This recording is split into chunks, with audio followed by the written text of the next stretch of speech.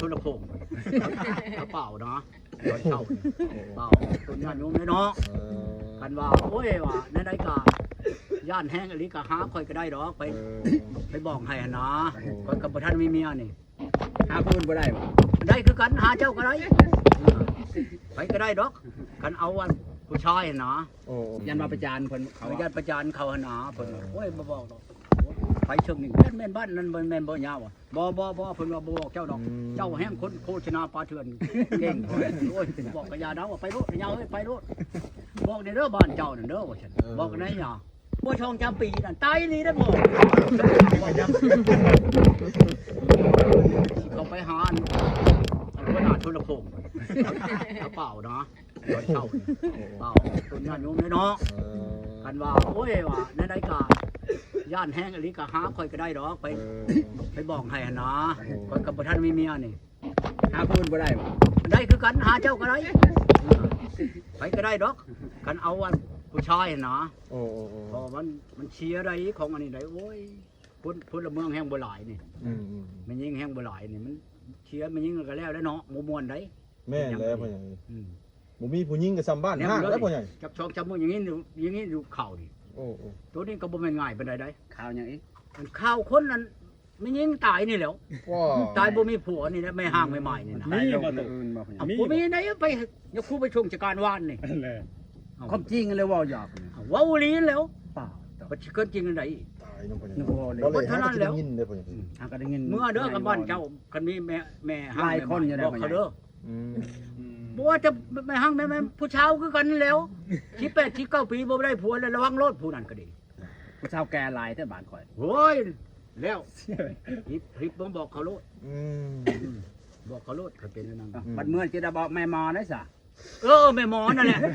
จักปีแล้วแม่หมอน่ะแม่หมอเป็นยังน่ะ40กว่าแล้วเด้พ่อใหญ่แม่หมอเป็นยังเราเป็นแม่ห่างหรือแม่ใหม่เราน่ะกับบ่แม่นแม่ห่างบ่แม่นแม่ใหม่ครอบครัวเราบ่ได้อยู่ครัวเราในบ่อยู่แทบบ่อยู่พวกเราไปตัวได้แฮงสิตายไวตัวนี้ทำได้เป็นยังจะเข้า10 ปีได้โอ้เราก็ยังบ่ได้เป็นหยังเราสมบูรณ์ได้บ่คันเฮิงนั่นตานนั่นเพิ่นว่าเพิ่นข่าวมานั่นผู้เจ้าบ่ได้พังข่าวบ่ค่อยพังข่าวนี่ข่าวอยู่ไสเพิ่นว่ากันว่า10 ปีนั่นก็ยังพออยู่ได้อยู่เพราะ11 12เลยระวังรถมันเกิดใช่เองเลยไดอันนี้ในโลกนี่มันเกิดตัวว่ะโลกตัวนี้น่ะมันเกิดออกมาจากมุดลูกหั่นไหนมันตันเองโลดไดมันเป็นบางคนว่าเป็นไงบาดโถนี่เด้หาก็เกิดวานชื่นนี่พวกนี้น่ะฟังเบิ่งอย่างงี้อยู่ค่อยมาค่อยไปหางัวอีนายนั่นว่าเนี่ยบ่ออกระวังค่อยว่าค่อยเฮาบ่ปากดอกเป็นไดสิไปห้องหมอมื้อนี้เป็นหยังเนี่ยบ่ออกมึงโลดคือจะว่าได้เฮาบ่เว้าคันว่าเว้าว่ายันเขาตกใจนะค่อยเห็นแล้วผู้นั้นตายผู้นี้ตายอยู่บ้านนั้นบ้านนี้เขาบ่สิตกใจหรือยาให้มันพ่อแน่พูด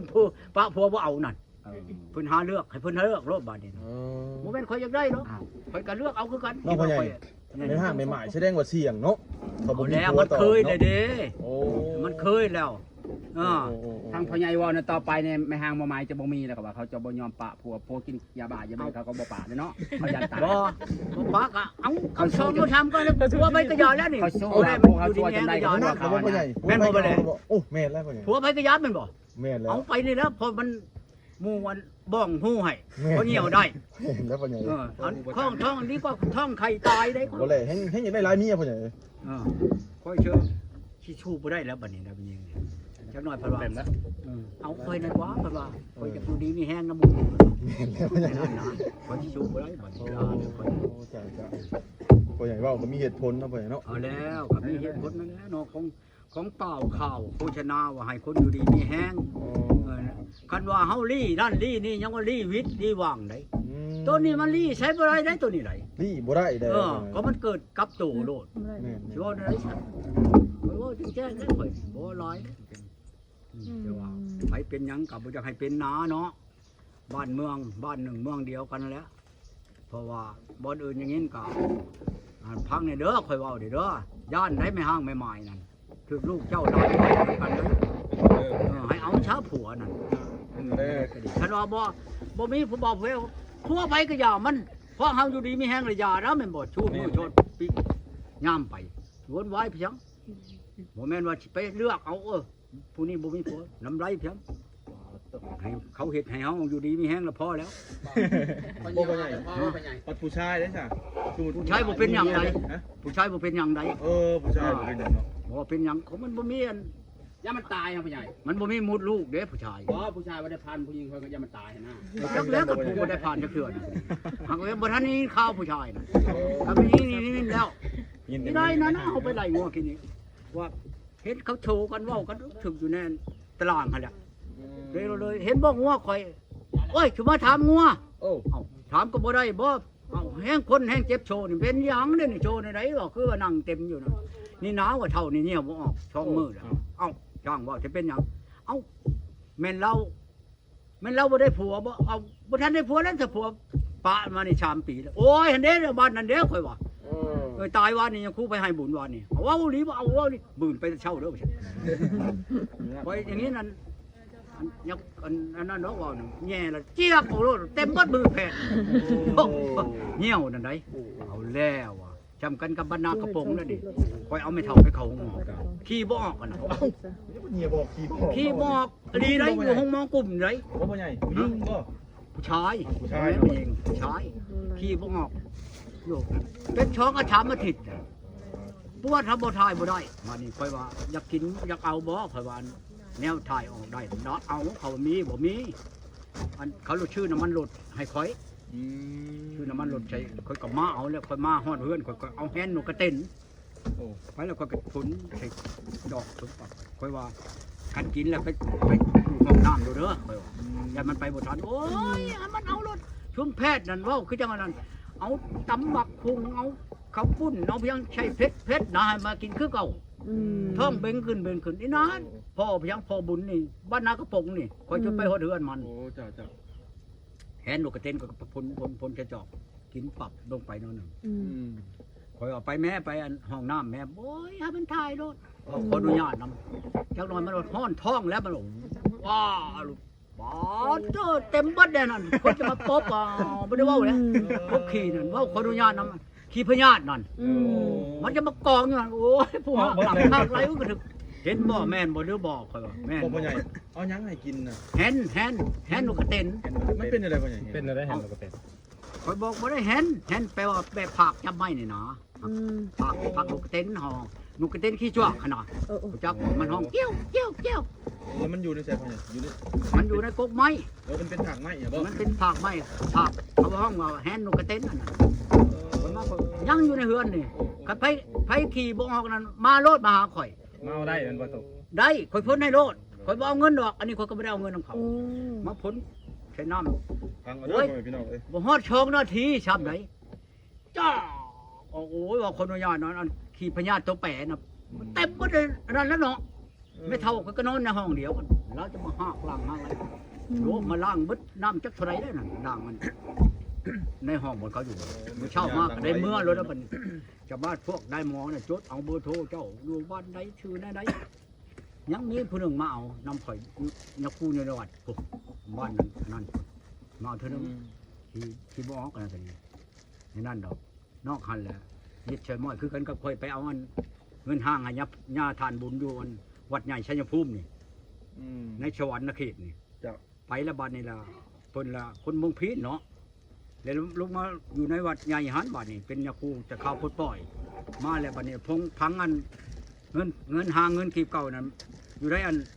ในถึงหัวนอนเพิ่นเด้ว่านั้นเฉาน่ะบ้านนี้เราอยากทุบออกมาใช้เราบ่เห็นเป็นว่าเป็นอะไรก็บ่เห็นเอามันไปแล้วเงินกีบเงินหางใช่ไหม ผีเชื่อ ใหญ่ พ่อใหญ่เนาะ เงิน12กีบกับ6หาง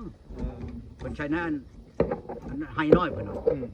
บัดนี้พอพาไหลอันพวนอันนั้นบัดฮู้จักกับข่อยบัดนี้เราโทรมาจานก้อนเราอ่ะ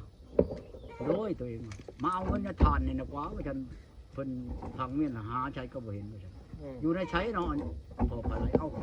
นี่แหละชาวกุฏิเพิ่นนี่ว่าฉันเนี่ยท่านบุญลงไปก็ไปใช้พอพาไหลนะไปวะไปแล้วเราก็ลงพาลงไปบัดนี้ลงไปแล้วผู้ข่าเองนี่ก็เชี่ยงเลยก็ไปอยู่ในก้นธาตุในวัดมันเป็นจักชิมเป็นจักร้อยจักพันเนาะธาตุนั่น มันก็หลายเลยเนาะ คนตาย ก้นธาตุพ่อใหญ่นั่น บัดนี้ละมันเชียนไปจนรู้มันไปอยู่ในก้นธาตุเขาหันอันให้นั่นน่ะ ค่อยกระเชียงไปแล้วนี่เด้เขาอยู่ในนี่นะเขาสิบ่ให้บ่อยู่ในก้นถาดเขานี่โอ้ยให้พี่ชังว่ะขุดเอาห้องเฮามันจะไปว่าบัดนี้หลานชายเราเป็นตำรวจบัดนี้ ร้อยเอกเพิ่นมอนั่นก็ดีมาแล้วมันก็โจมออกมันเป็นทานอยู่ได้อันทานน่ะก็ดีมันชุบกันชุบกันลงเด้ โอ้ บ่ได้จอดดอก มันก็มาปาแม่นี้จอดคนนี้ไปปาแม่นี้เอาออกเบิดแล้วตัวลุมมันน่ะก็มันก็งัดออกไปมันเป็นแทงอยู่ดอกงัดออกไปแล้วเชียนออกไปนั่นได้ตัวเองมาฮอดหันมันก็ขุดลงกับประมาณปานนี้ล่ะชับปางหายแป๊กโลดบัดนี้มันก็ขุดบ้างมันก็ดึงขึ้นมาบัดนี้ก็ทุบเมียแล้วก็เอาธาตุเขาไปเมียนคือเก่าแล้วก็เอาขึ้นมาแล้วก็วงเงินอย่าคู่ในวัดเนาะในสวรรค์เนาะมันเป็นชาวชามชีพพุ่นบ่ถึงตัวถึงอย่าคู่นั่นจะมาหุ่มมาเบิ่งแล้วบัดนี้ โอ้ หุ่มมาเบิ่งอันเงินนั่น พ่อใหญ่ก็อยู่ในนั่นบ่พ่อใหญ่ ฮะ พ่อใหญ่ก็อยู่นั่นเหรอวะ เอาก็อยู่นานแล้วคงเพิ่นก็ให้อันค่อยช่องห่างพอพลายนั่นห่างนึงบัดนี้ลูกอันหลานชายเราก็ห่างนึงเพิ่นก็เอาชามบัดนี้ บ่พ่อใหญ่มันเงินมันเป็นไงมันหนีบกันไว้คือบ่วงนี่บ่ บ่แล้วมันเพิ่นก็ช้อนกันลงวันนี้ชั้นลงใช้ไหนี่เพิ่นก็ชั้นลงเงินที่เก่าก็เช้าพีแล้วหั่นเพิ่นบ่ได้ให้ดอกเงินที่เก่านะเพิ่นเอามาเพิ่นก็จะขายหลายปานใดไปขายอยู่ในชวนนี่เงินนั่นห่างในนั่นดอก แต่โดนแล้วบ่พ่อใหญ่เรื่องอันนี้นะ โว้วแต่ค่อยอยู่น้ำเมียอันเขาแม่บอกอันนี้ล่ะ กันเป็นบ่าวเป็นบ่ตุ บ่ได้เป็นเบาแล้วค่อยเอาเมียได้ลูกอันเมียค่อยผู้นี้จนได้8 คน ประมาณ40-50ปีช่วงนั้น ค่อยเอาขึ้นมาเนี่ยค่อยเอาออกมาแต่ถุงค่อยโอ้ยไม่เท่าว่าตะกี้ของค่อยก็มีคือว่านี่น่ะเราอ่ะไม่เท่าบ้านนู้น เล่นแล้วมากระตาหลดแล้วสิตุก ของค่อยก็มีลูกไอ้เราอ่ะเดี๋ยวนี้ ถึงคือมาสิตุก ค่อยขายแล้วนี่ค่อยขาย8,000ตะกี้น่ะ เป็นกี่นี่บ่ ตะกี้พุ่นน่ะ8,000 บาทพุ่นไหนมันยาวเด้ตะกี้พ่อกูชิงก็บ่คือเราแบบเพื่อช่วง แล้วก็เติมนึงเลยเนาะ8,000กีบ8,000 บาทตะกี้ แปลว่าคันไล่เป็นเงินกีบมันแปลว่า16บุหรือเช่า4บุรุ่นนั้นน่ะมันมีรุ่นน้อยรุ่นใหญ่เลย12กีบก็มีแปลว่า16กีบก็มีเช่าไปกีบก็มีนะนี่นั่นน่ะ บ่นอน ไผน่ะ บ่นอน พ่อน้องบ่พี่ชอบหาเอียนพ่อใหญ่เอ้ยมันจะเอียนเบิดแล้ว มีนั่นแหละเอียดมันครับบ่จักบอลมันอยู่แล้วมันสิอยู่ในไสนี่เอียด หูเลยเนาะ มันก็มีหูมันก็มีอันนั้นอยู่ไหนมันมีแปลวอยู่ไหน แม่นบ่พ่อใหญ่ เอาแล้ว เวลากลางคืนมันยามเย็นมันก็ออกมาถึงมันแล้วหูมันนั่นแหละ ตึงหัวน่ะออกมาบ่ มัน ก็ เอา โตดอก มันหลอกออกมาคันเฮาหาไปนำมันเห็นดอกอันแต่ว่าขี้ตุ่มมันมือออกอยู่ในอันตามมันนั่นนะหูมันแม่นรถแล้วคือตะกี้พอเฒ่าในบ้านเราเอาแหลมไปหาแท้โอ้ยได้มือนึง ความ ขี้ จับ ตั เต็ ว ม หา แล้ว ตัว นะทิมแม่ นั่นดอก พ่อใหญ่เอ้ยร้านขอถามนี่เป็นอะไรคอกรถนะคอกรถวิโก้น่ะสิแล้วแล้วบ่พ่อใหญ่ เอ้ามื้อนี้นั่นเขาพังได้แล้วฮะ เห็นบ่บ่ พังแล้วฮะมันแทนมันบ่ทันแข็งแล้วเขายังเฮ็ดบ่ได้เขาเอามือน่ะเขามาเฮ็ดแล้วมันตัวเองให้มาเฮ็ดมื้อนี้แปลว่ามันนั่นจักหน่อยมันชักท่าลาลางไปแล้วจักหน่อยมันโตบ่มาบ่ได้เฮาก็จะเอารถเข้ามาบ่ได้แหละเฮ็ดช้าให้เฮาว่ะเชิญนั่นแหละเงินบัดเอาไปแหละคันว่ามูโตอันนั้นเลยใช้ส่งเฮาว่ะกำไรเฮา5แสนได้ว่ะ พ่อใหญ่ โหบืนตายมา พ่อ ดิ สิเอางูให้เขาบ่แม่นบ่ตอนนั้น บ่เอาเงินเจ้า งูจ้างบ่บัดนี้บ่ เขาเอาไปเต็มมือบุญหมดแล้วเหมือน บ่นึงก็แล้วเลยนี่เพราะว่าตั้ง เอา เสา ก็ตั้งเสาชามมือเขาก็ใช้อันไม่ห้อยมันเหมือนบอก โอ้ ไม่ยากเลยได้ ใช้ บ่ ไม่ห้อยก็ใช้ชิ้นโยลงมาแล้วก็เขาก็มุ้งแล้วเขาก็ก่อพื้นมันแล้วก็แล้วนี่ให้ก่อช่องด้านนะก่อทั้งจะเว้นออกกันกับข้าวมือนี่แหละยาทั้งนี้คอยเช็ดปกติเอา บัดเฮาอยากเอารถออกมาแล้วเฮาก็สู้ปกติก็บ่แล้วเฮาก็เอาเป็นน้อย บอกให้สั่งเขียวเห็ดได้พ่อใหญ่จนในรถมามันบ่มีหยังไว้ได้พ่อใหญ่ อันใด ต้นนั้นแหละ โอ้ยเขาว่าบ่ให้ไกล5 มื้อเขาให้แล้ว โอ้ไว้จะนั่นเนาะ ไว้ได้เขาก็บ่ได้หลายดอก3-4 คนนี่เขาไปแต่มือบุญพ้นเงินน่ะเขาจะได้เงินเป็นบุญน่ะ เอาเงินไปกินเบิดเลยเนาะพ่ ให้ อใหญ่ ลูก เนาะ ตัวเองกับคงอยากให้เขาเฮ็ดเอาให้ลบพุ่นน่ะมาเขาเอาเงินโอ้ยแฮงให้ไว้ปันหยัง ให้มันแล้วไว้ ให้หมออินให้ฮอดเมียมันอีก2แสน ว้า มันว่าคันบ่ให้เฮาน่ะเฮาบ่ให้ผู้เอาไปแล้วบ่จ้างเมียมันอีก2แสนเอาผมอยากให้มันแล้วนี่ มันแล้วจ้ะแล้วเลย บัดเรื่องรถได้พ่อใหญ่เพิ่นตกลงกันแล้วบ่ เรื่องรถนะ เอาไว้แล้ววันนี้ก็โทรมาเลย เพิ่นว่าจังได๋พ่อใหญ่ ของว่าเอาอัน